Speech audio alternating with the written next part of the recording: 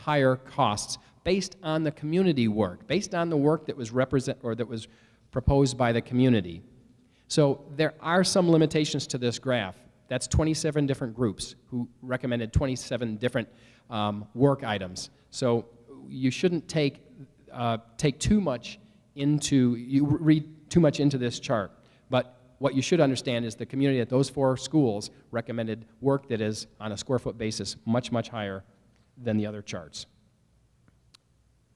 The next chart is triage in 10 by the district. And again, this first chart is just a record of the costs that the school district has on file to maintain their buildings over the next 10 years. So you can see Central is quite a bit higher once again. Makes sense. It's a bigger building. It's twice as big as the nearest high school. Okay, hold on.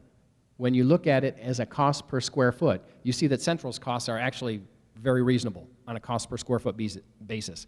And there are 2 schools that have extraordinary cost per square foot for the triage in 10.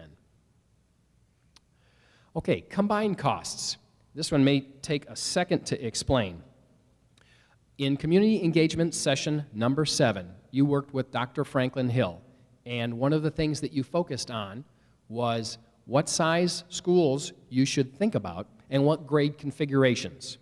So when you looked at grade configurations, you talked about going from K6 to K5, and a middle school going to a 6, 7, 8 middle school. You also talked about school size, and I know that 4 sections per grade level was considered sort of ideal, and that could range between 400 and 600 students. So what we charged the architects behind me with is to look at each school, and we picked 550 students for the elementary because we had to pick a target for them to go ahead and develop costs for, and we picked 550 for the middle school. We asked the architects to determine what it would cost to take this school, each and every school, from where it is now to a capacity of 550 at the elementary level. What would those costs be? And then we combined that cost with the triage in 10 and the community work.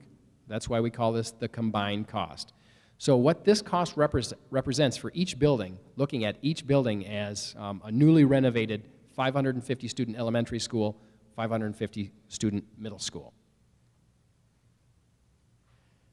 And again, on a cost per square foot basis, you can see that there are 5 or 6 schools that on a cost per square foot basis are much more expensive. Finally, the last of the cost comparisons, life cycle costs. Architects like to look at life cycle costs because those are the actual costs of ownership.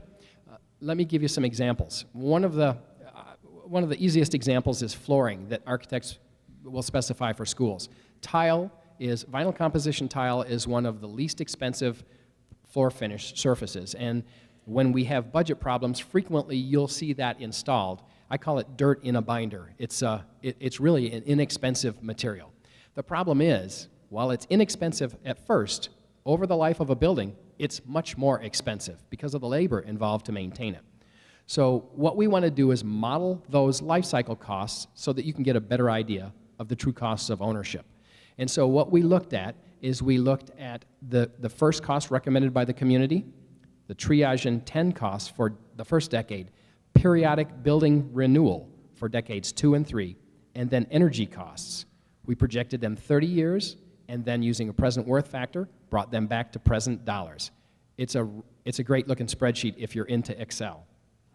These are the costs, and on a cost per square foot basis, you see that in some ways reflects what we saw on the last chart. There are 5 or 6 elementary schools that on a square foot basis are much more expensive than the balance of the schools. So now we're going to move away from costs, and we're going to move into educational adequacy, and we're going to start with the site.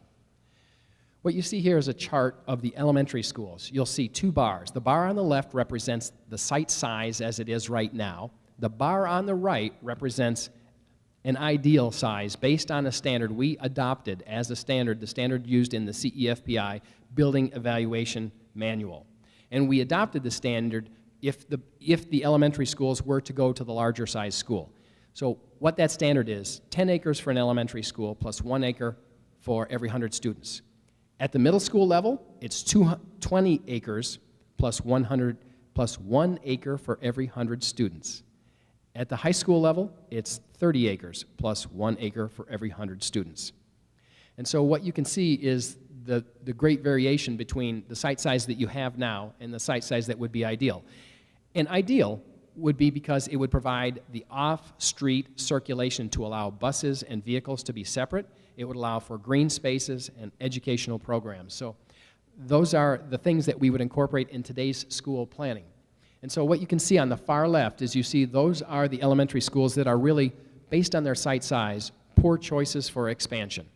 In the middle, you see those that are better choices. And on the far right, you see Parkway, which is by far the best choice for school expansion at the elementary grades.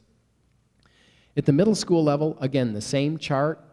You can see that Bodie is not as good. It's not as good an opportunity for expansion, but Rubidoux and Spring Garden are better, and Truman, based on site size alone, is the best. And then at high school, other than the Hilliard Academy, which isn't really a high school, the other threes really don't have great opportunities for expansion. I'll bet you already knew that. Now let's go on to one of the really important charts. This is the educational adequacy results. This is the result of the grading that you did and the team of experts did. As you went through and filled out the survey, you gave a grade to everything. These are the results. We have shown a dividing line of 50%. You know, we use the common denominator when comparing costs of cost per square foot. That allows us to compare different buildings on an apples-to-apples basis. This tool allows us to compare how well they function as schools on an apples-to-apples basis, because everyone has a potential of 100%. So what you see is the score there for the elementary schools as graded by you, the public, and the teams, the professional teams. Above 50% is considered adequate. Below 50% is considered inadequate. That's how you have scored this. So what you see here is there are 5 elementary schools that fell in the category of inadequate. At the middle school level, you see there is 1 school that fell in the category of inadequate. And at the high school level, again, 1 school that fell in the category of inadequate. This is the chart. It makes for a lousy PowerPoint slide, I'll give you that. But it's at every table, and that records every score for every building that you guys and the team of experts made during your community walkthroughs. That is that's the graphic scorecard, if you will. Let me explain a little bit about it. If the score given on a particular category was satisfactory or good, then we gave it an A or a B, and we didn't have any color included on the chart. If it was considered borderline, we put a very light red. If it was considered poor, we put a darker red. And if it was considered inadequate, it got the darkest red.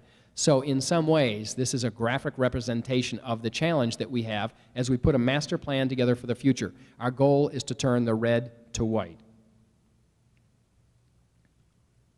And the last set of charts are comparative analysis that we like to make. You know, we've compared costs on an apples-to-apples basis, and we've compared function as a school on an apples-to-apples basis. This is one tool that allows us to try and measure benefit by comparing cost on that apple-to-apple basis and performance as a school. We take the score for each facility, and as a ratio, we compare it to the cost. So we create a mathematical ratio between educational adequacy in the numerator and life cycle cost per square foot in the denominator. And what this allows us to do is understand which of the schools have better potential. I am not suggesting